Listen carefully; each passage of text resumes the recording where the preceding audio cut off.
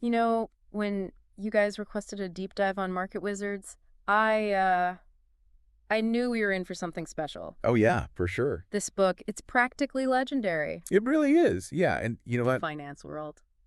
People think it's just like a how to become a Wall Street hotshot kind of thing. Right. But it's so much deeper than that. So unpack that a little bit for us. It's really about understanding like the mindsets and the strategies Okay. of people who have like consistently beaten the market. Mm-hmm. Right? These aren't just guys in suits making lucky bets. Right. They're dissecting systems. They're spotting patterns that other people miss. And that's what we're after, right? I mean, we always say we're not about Okay. get-rich-quick schemes. Yeah. We want, like, the principles underlying... Yeah, the principles that you can apply to any field. Okay, exactly. And what's fascinating is the sheer diversity of these people. Okay. Like you've got Ed Thorp, for example. Okay. This guy built a wearable computer to beat roulette. Wait, hold on. He wore a computer to a casino. It's a true story. That sounds like a movie. Oh, yeah. Worked with Claude Shannon, the father of information theory. Wow.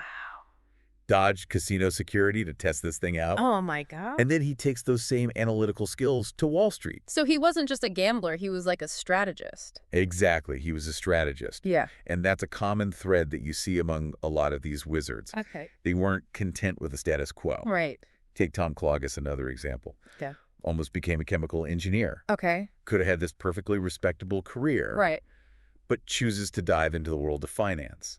It's so interesting what clicks for people like that, right? Totally. Yeah. Okay. And that's where a lot of common myths about trading get busted. Okay. Right? People think you have to predict the future to make money. Right. These wizards prove that wrong. So how do they do it without a crystal ball? Let's talk about Colm O'Shea. Okay. When the long-term capital management crisis hit back in the late 90s, huge deal in the financial world. Yeah. He didn't need to know exactly why bonds were going haywire. Right. He just knew something massive was happening, and he acted on it. Wow. Remember that quote attributed to George Soros, first investigate later? It's about spotting those shifts. Okay. Those moments where the market kind of reveals its hand a little bit. So it's more about reacting effectively than knowing Yes. what's going to happen. It's about understanding market momentum. Okay. Which brings us to another myth. Yeah. Higher risk equals bigger rewards. You would think that that's what these people are all about, right? Right. You think these guys are all about risky bets and nerves of steel. Right. And, yeah. you know, some of them might have broken a few phones along the way from the stress. Of course. But the recurring theme is calculated risk. Okay. Knowing when to walk away from a trade is just as crucial as knowing when to double down. That's a good point. Like Steve Clark. Okay. During the 1987 crash. Oh, right. What happened there? So picture this, right? The market's tanking. Okay. Everyone is panicking. Yeah. And Clark is on the phone with this German trader. Okay. Who is desperate to unload stock. Oh, boy.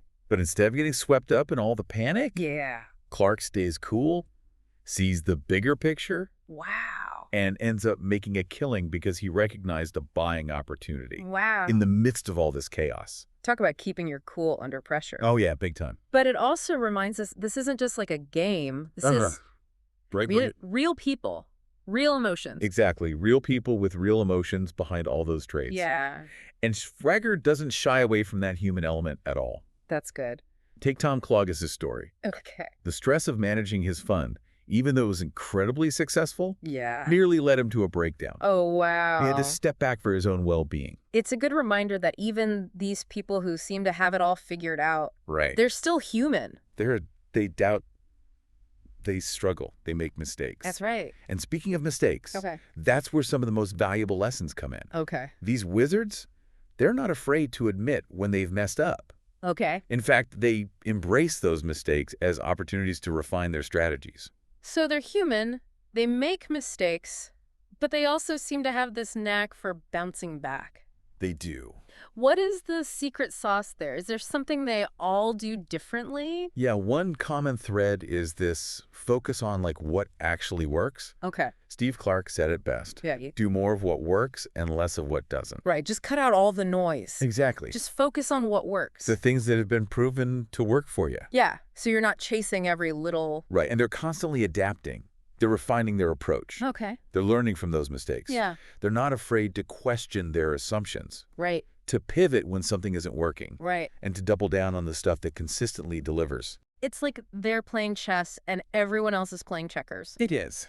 And they're seeing these patterns, these opportunities. They are. That other people just completely miss. And they're not afraid to evolve those strategies over time. Right. Think about Ed Thorp. Okay. Went from card counting to options trading to statistical arbitrage. Wow. Right? Always adapting to new markets. And constantly evolving. Finding new opportunities. Right. And that's another good point, though, too. Yeah. Which is, you were talking about don't chase the hot trade. Oh, yeah. Like, what was that with Mark Taylor? Oh, yeah.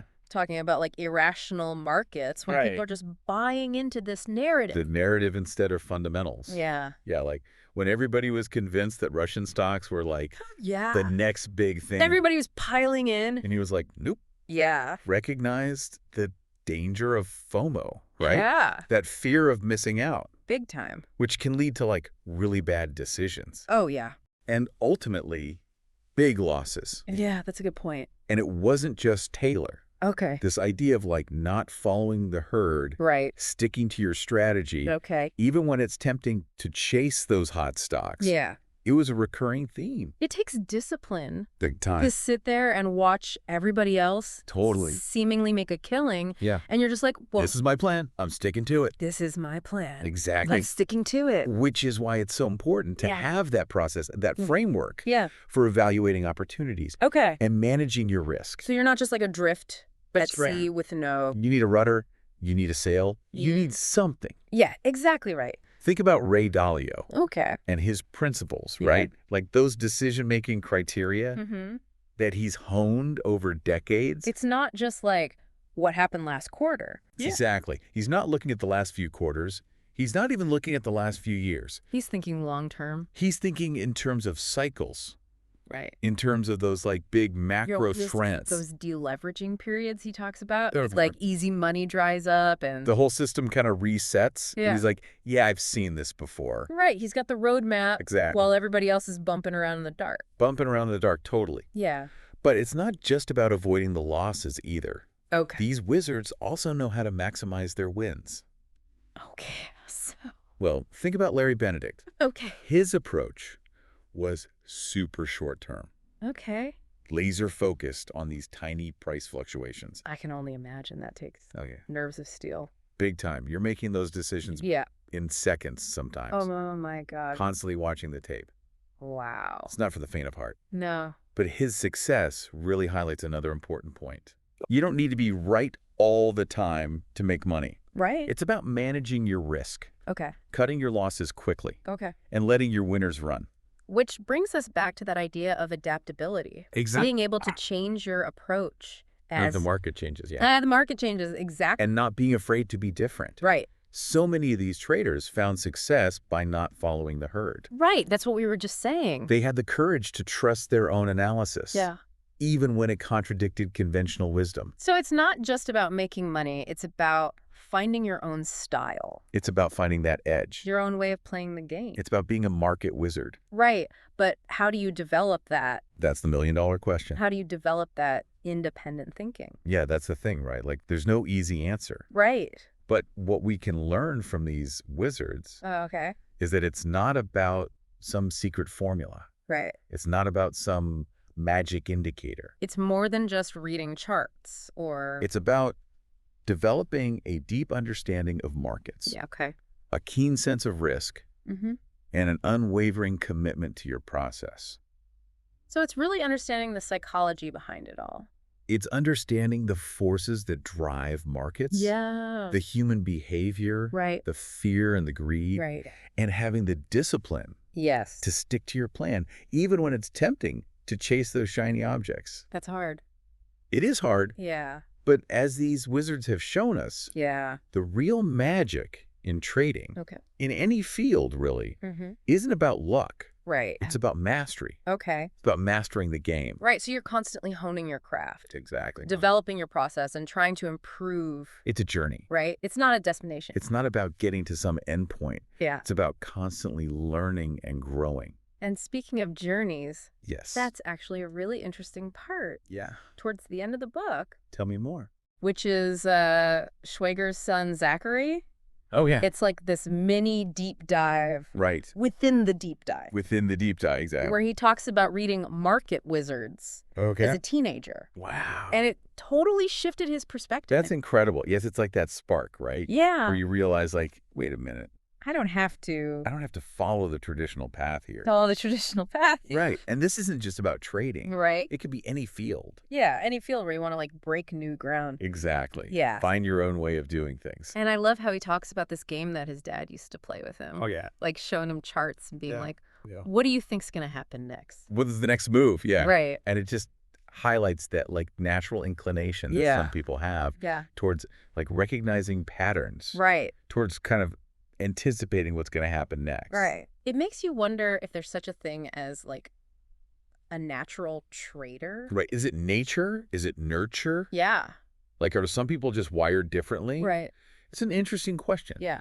And while, some people might be predisposed to certain skills or whatever, sure, the recurring theme in the book, at least, is that success ultimately comes down to hard work, dedication, and like this relentless pursuit of knowledge. So it's not just some like innate talent you're born with. Right. It's about honing your craft. Okay. It's about like developing that process and constantly striving to improve. So always be learning. Always be learning. Yeah. Okay. And, speaking of learning, yeah, like what's so cool about Zachary's story is that he was inspired by these market wizards, right? Yeah. By their stories, by their strategies. Right. And that's what sparked his desire to explore, to experiment. To find his own way. To find his own place in the world of trading. Yeah. And I think that's a good reminder for all of us. Right. That no matter where we are in our journey, there's always more to learn. Absolutely. There are always new ideas to uncover. There's always that next challenge. Always a new edge to find. So as we kind of wrap up this deep dive on Market Wizards, I want to leave our listeners with this. Yeah.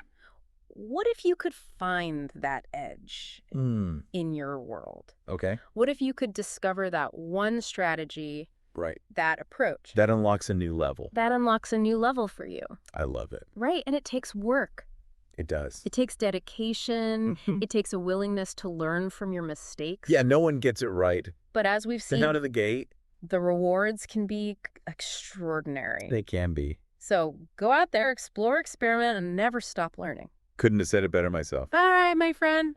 Until next time. We'll see you on the next deep dive. Sounds good.